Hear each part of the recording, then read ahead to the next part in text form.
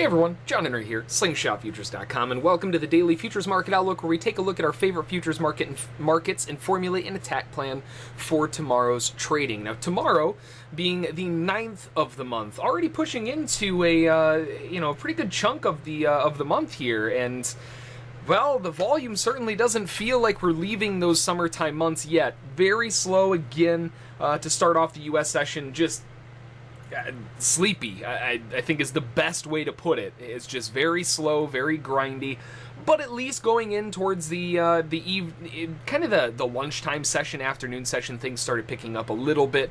We had the euro fall out of bed, same with gold, and a couple of the other markets started picking up a little bit of movement as well. So fingers crossed that kind of movement continues in the U.S. morning session. I would prefer to see that a little bit earlier, but yeah, we'll make do with what the market gives us. As always, make sure to swing on over to slingshotfutures.com, scroll down, and click on the Join the Daily Outlook newsletter. That's going to let you sign up for our email list so that you'll be notified every time one of these videos comes out. Along with that, inside of the email itself, we go over all kinds of different stuff. Stocks, futures, cryptocurrencies, forex, you name it, it's going to show up there at some point, and it's a great newsletter to get your hands on for some pretty good forecasts in terms of what's going on across the board on all of the different types of markets. If you haven't done so already, make sure to click on the live trading subscription and trial info. You can sign up for a 3-day trial. You can sit down with us for a couple days in the live trade room. You can see my screens, you can see the charts, you can see the trades that we're looking to take, etc. Really great way to see what we're all about and kind of hang out with us for a couple days and see if we're a good fit for what you're looking for. Of course, if you do enjoy it, you can sign up with a weekly or monthly subscription, and if you join as a full-fledged VIP member, you get the live trade room as part of the package. Now, taking a look at the euro, again, the euro really didn't do anything until just after 10 o'clock. After the news at 10 o'clock hit, then things got a little bit crazy. But we had a good 12 plus hours of just flatline, nothing happening. So not really much to talk about for the morning session, but after 10 o'clock, we had a beautiful fall from the highs that just continued to collapse down, showing a huge amount of bear pressure lower. Now, the amount of bearish pressure coming in really, I mean, obviously it started at 10 o'clock, but it just kept going and going and going, even on the small little pullbacks. One candle pullback, one candle pullback, two candle pullback, two candle pullback, one candle pullback. The sellers were decimating the sell side.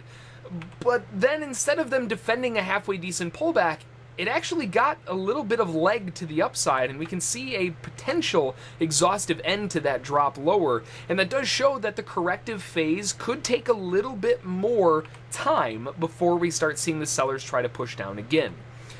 So the overall sentiment, we have a big level of sell resistance at 17,880, as well as the, obviously, 18,000 level, and then 18,160. But don't be surprised if we get a little bit of a multi-legged correction on the way up. We have a push off of the lows, seeing a secondary leg up to that area of resistance at 18,160 fits really good for a measured move up. If we do find some selling pressure off of that 17,880, or maybe even a small little trap high above that swing, and then we start pushing back down again, we could get that attempt one more time to the lows. We do have major support at 17,485, not to mention weekly support at 7,530. And then, of course, we do have the big downside sell objective at 17,395. That was tested to the tick. Now, a lot of times when big levels like that test to the tick, the market likes coming back around, finishing the cycle, and retesting it with a little bit more than just to the tick. It'll usually go through it a little bit. So, again, really what it looks like, honestly, the perfect play, if you will, would have a measured move up to resistance. Then we would find a resistance sell to push the market right back down into finish off that objective at the lows, and then from there it can do whatever it wants. But that's kind of the perfect scenario that the market may want to follow through with, and of course we are ready for it if it does want to go that way. One other thing that does line up with 18,160 rather, is that swing low from earlier today. So again, a couple levels stacking up in the same place doesn't hurt when you're looking for an area of resistance. So in the short term, looking to buy it for the measured move, and then looking to sell back down to new lows. On gold, overall gold looks like it got a little overzealous. We have massive resistance at 1268 even that has been respected once already. In a retest of that, the anticipation is that there's just going to be more and more sellers building positions above that. Not to mention the fact that we do have that bull channel coming from the low, and that bull channel, we've broken above the highs and then turned right back down again. And whenever you have a bull channel that breaks out above the highs, it's usually a pretty good sign that this may be a little bit exhausted, right? They took the gas pedal and they pushed it to the floor at the bottom of the channel. And it kept going and going and going and going and going until it got to an area of resistance, and then it kept going and going and going. It didn't even stop. So at that point, the tank's running on empty. There's nothing left, and that usually means that they're going to have to take a little bit of a break. Go back to the gas station, if you will, right? Now, a lot of times what you'll end up seeing is you'll see a break above the channel that will push down to the lows and break down the channel at the exact same size or very close to the same size. So that's kind of the anticipation here, is that we're just a little overdone on gold. And what I would really like to see is selling above the highs to push the market back down to find the channel lows and then break through the channel lows by a little bit, potentially even into that support at 59.5 before it can do, again, kind of whatever it wants. So at the moment, looking for selling pressure above that most recent swing high, around 68.5, looking for that to fade back down to the lows and try to attempt the bottom at 59.5, where we can then switch gears and look for support. Rounding out on crude oil here, crude oil didn't really accomplish a whole lot, not really much done at all. We opened here and we will be closing relatively bearish. Most of the rejection is going to be on the low, but the daily candle is going to have a pretty big wick on the bottom as well. It would look a lot more bearish if it closed lower, right? If we could get the market to push down just a little bit more, I think we'd add a lot of emphasis to the sellers. But at this point in time, we just kind of have a little bit of a range with a slight downward bias to that failure off of the top. Overall, still looking for the sell side in the short term. If we zoom out, we can see that we're still in the range. Nothing much has really changed there. We have a huge bull trend in the big picture, but for the most part, we still haven't even really broken out of this earlier range, and we're cycling off of the highs. So it makes a really good argument that the sellers are going to try to come in and push the market down and grab these lows back around that 48.60 area once again. Keep in mind, tomorrow is inventory day, so, I mean, anything goes when it comes to inventory days. We can look for different types of information and different, different potential setups, but when inventories hit, it doesn't really matter what the forecast or the technicals were, because the market just kind of does whatever it wants around those inventories. So keep that in mind when you're looking at, when we're looking at the overall movement. But looking at the API, because the API has already come out, that comes out at 16:30 every Tuesday. The API weekly crude oil stock came out at a negative 7.839 million. The forecast was only a negative 2.2, so it came out way lower than they were expecting, which is a very bullish indication. Now, if we look at tomorrow's crude oil inventories, they're only forecasting a negative 2.72.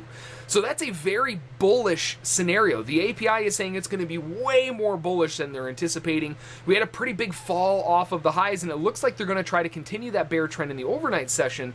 That could easily just be buyers buying into the lows all night, waiting for those inventories to come out as expected tomorrow, which is going to be a big negative number to drive the market up on a big pop so they can exit out at profit target. So just keep that in mind. If you get an overnight trend that is bearish, I'm going to assume that that's going to be nothing more than large trade accounts building into positions looking to exit on the inventories tomorrow. We'll have to wait and see, but for right now, we're looking at a big disconnect on the inventories versus the API. And then finally, wrapping up on the S&P 500.